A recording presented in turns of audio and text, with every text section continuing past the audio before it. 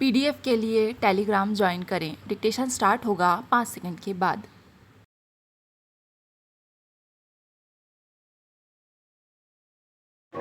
अध्यक्ष महोदय, मानव संसाधन विकास मंत्रालय और कृषि मंत्रालय से संबंधित अनुदान की मांगों पर चर्चा में भाग लेने का मौका दिए जाने पर मैं उपाध्यक्ष महोदय को धन्यवाद देता हूँ।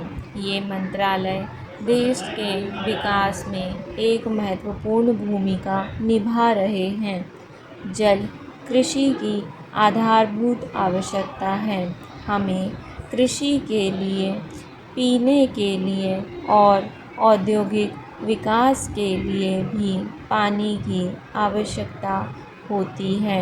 मैं सरकार से अनुरोध करूँगा कि वह उपलब्ध जल संसाधनों के दोहन के लिए शीघ्र कदम उठाए।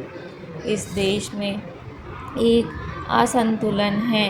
देश के एक भाग में पानी उपलब्ध है तो दूसरे भागों में पानी उपलब्ध नहीं है। हमें ऐसे कदम उठाने चाहिए कि पानी जहाँ उपलब्ध है वहाँ से उसे ऐसी जगह ले जाएं जहाँ पानी उपलब्ध नहीं है। गंगा नदी को कावेरी नदी से जोड़ने की मांग कई दशकों से की गई है। अगर यह किया जाता है तो यह दक्षिण के लोगों को, दक्षिण के किसानों को लाभ पहुंचाएगा। इसी तरह मुख्य नदियों को जोड़ना चाहिए। अगर ऐसा हुआ तो हम लोगों को पर्याप्त पानी दे सकते हैं। हम इस असंतुलन को भी हटा सकते हैं। इस संदर्भ में मैं यह भी सुझाव देना चाहता हूँ कि महानदी को दक्षिण में ताम्रबरणी नदी के साथ जोड़ देना चाहिए। केरल में पानी पश्चिम की तरफ बह रहा है और यह बेकार जा रहा है। पश्चिम में बहने वाली नदी का पानी तमिलनाडु की तरफ मोड़ने से तमिलनाडु के किसानों को सहायता मिलेगी। मद्रास नगर में पीने के पानी की समस्या है। पानी लेने के लिए लोगों को लंबी पंक्तियों में खड़ा होना पड़ता है। एक दिन छोड़कर उन्हें पानी दिया जाता है। कई योजनाएं बनाई गईं, किंतु किसी न किसी कारण से उन्हें छोड़ देना पड़ा। तेलुगु गंगा योजना ही अब अंतिम आशा है। संबंधित राज्य तमिलनाडु को पानी देने के लिए सहमत है, पर योजना के कार्यान्वयन में देरी हो रही है। भारत सरकार को स्वयं यह देखना है कि शीघ्रातिशीघ्र यह योजना कार्यान्वित हो। कावेरी जल विवाद 25 वर्षों से अधिक समय से लंबित है।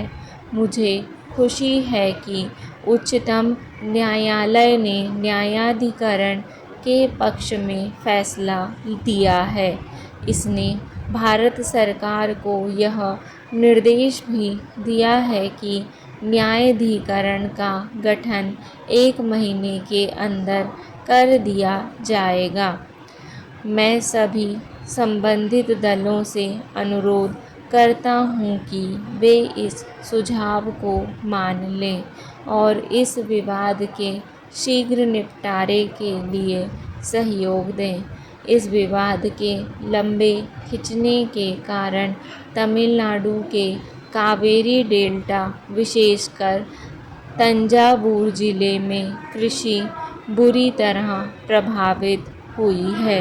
लाखों व्यक्ति जो कृषि में लगे हुए थे अब बेरोजगार हैं। उस क्षेत्र की अर्थव्यवस्था पूर्ण रूप से ढह गई है। तमिलनाडु को अपने हिस्से का पानी नहीं मिल रहा। इससे 1971-72 तक प्रतिवर्ष औसतन 380 टीएमसी पानी मिल रहा था। तत्पश्चात इसे कम कर दिया गया। अब हमें लगभग इसका 1/3 पानी मिल रहा है। तमिलनाडु सरकार ने 280 टीएमसी पानी की मांग की थी।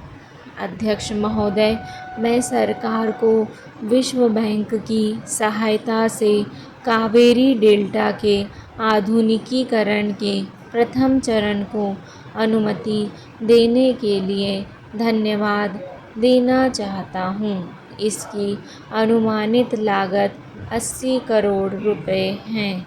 अगर इसका क्रियान्वयन किया जाता है तो यह 70,000 हेक्टेयर जमीन को लाभ पहुंचाएगी। मैं सरकार से यह अनुरोध करूंगा कि वह यह सुनिश्चित करने के लिए सभी जरूरी कदम उठाए कि नवीनीकरण शीघ्रता से हो व उचित ढंग से कार्यान्वित हो। मैं कहना चाहता हूँ कि हमने कृषि के क्षेत्र में बहुत प्रगति की है। इस क्षेत्र में हमारी उपलब्धियाँ असाधारण हैं और पर्याप्त हैं। हालांकि किसान अभी भी खुश नहीं हैं क्योंकि अपने उत्पादन के लिए उन्हें लाभकारी मूल्य नहीं मिल रहा। तमिलनाडु में किसान धान के प्रत्येक क्विंटल पर 250 रुपये के समर्थन मूल्य और गन्ने के प्रत्येक टन पर 500 रुपये समर्थन मूल्य की अपेक्षा करते हैं। अन्य उत्पादों पर भी सरकार द्वारा लाभकारी मूल्य निश्चित किया जाना चाहिए ताकि किसानों की ऐसा मूल्य प्राप्त हो जिससे वे अपना निर्वाह कर सकें। हमारे पास तिलहन की कमी है। हमें इसके आयात पर निर्भर रहना पड़ता है। देश में तिलहन के उत्पादन के लिए हमें और प्रोत्साहन और सहायता देनी चाहिए। फिर कृषकों के ऋण के संबंध में जन मोर्चा ने वायदा किया था कि किसानों को 10,000 रुपये तक के ऋणों से मुक्त कर दिया जाएगा। उन किसानों को जिन्होंने राष्ट्रीयकृत बैंकों, अनुसूचित बैंकों और सहकारी बैंकों से ऋण लिया था, इसका फ़ायदा मिलना चाहिए। अब स्वेच्छाकृत बकायादारों और अन्य बकायादारों में भेद किया जा रहा है।